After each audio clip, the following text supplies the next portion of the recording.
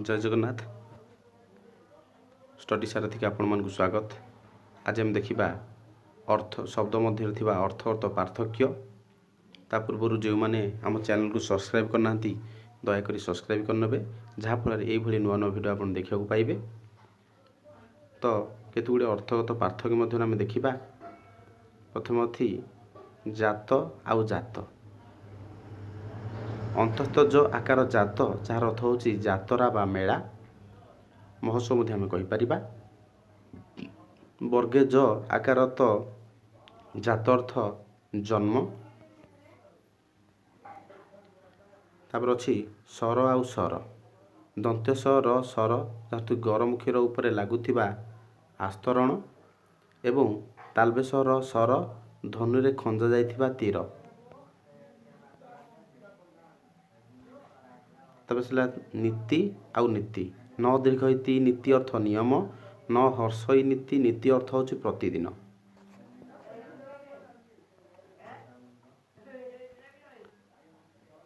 पुत आउ पुत प दीर्घ पुत होची पवित्र प हर्ष पुत हला पुओ।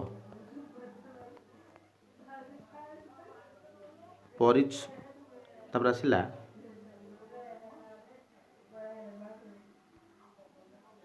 परिच्छद आउ परिच्छेद।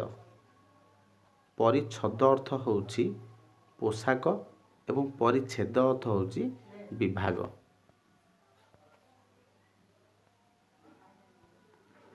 ईश आउ ईश तालबेश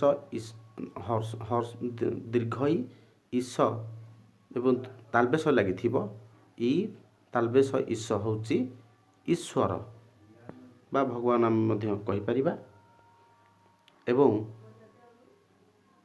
ईश मूर्धन्यस ईश होची लंगले लागिथिबा दंड। उपादान आउ उपाधान उपादान उपादान अर्थ उपकरण उपाधान अर्थ तकिया। अनिल आउ अनिल न हर्षय अनिल होची वायु न दीर्घ अनिल होची जहा नील नुहे। तरणी आउ तरणी न हर्षय तरणी अर्थ होची सूर्य तरणी दीर्घयणी होची नौका।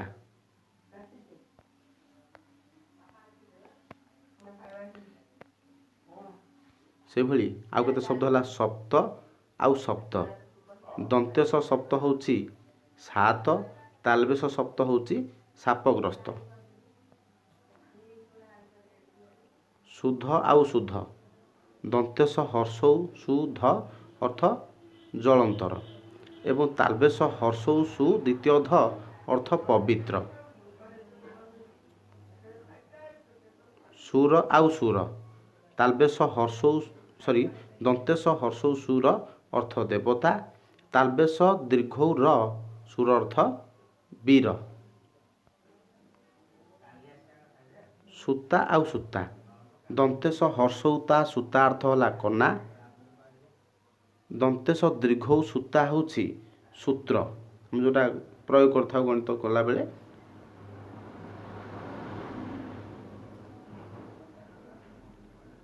सूत आउ सूत दंतेश हर्षौ सूत हला पुत्र एवं दंतेश दीर्घौ सूत होची सारथी।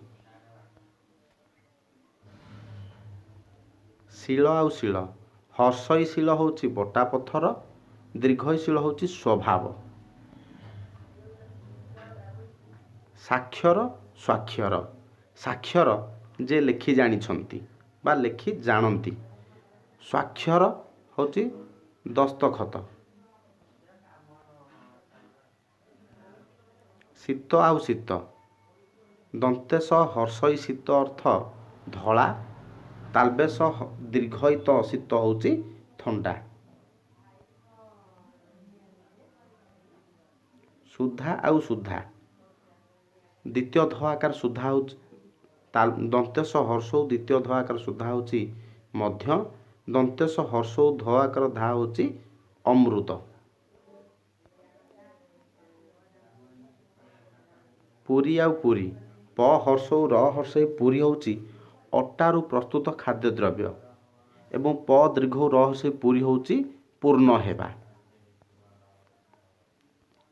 ବେଶୀ ଆଉ ବେଶୀ, ବ ଏକାର ତାଲବେଶ ହର୍ଷଇ ବେଶୀ ହେଲା ଅଧିକ, ବ ଏକାର ତାଲବେଶ ଦୀର୍ଘଇ ବେଶୀ ହେଲା ବେଶ ଧାରଣକାରୀ।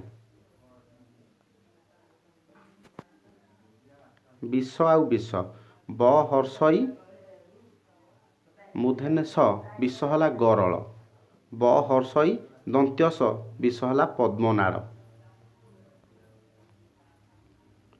ବଧ ଆଉ ବଧ, ବ ପ୍ରଥମ ଧ ବା ବର୍ଗୀୟ ଧ ଯେଉଁଟା ଆମେ କହୁଛେ ଅର୍ଥ ହତ୍ୟା, ବ ଦ୍ୱିତୀୟ ଧ ବଧ ହେଉଛି ବଧ ହୋଇଥିବା ବା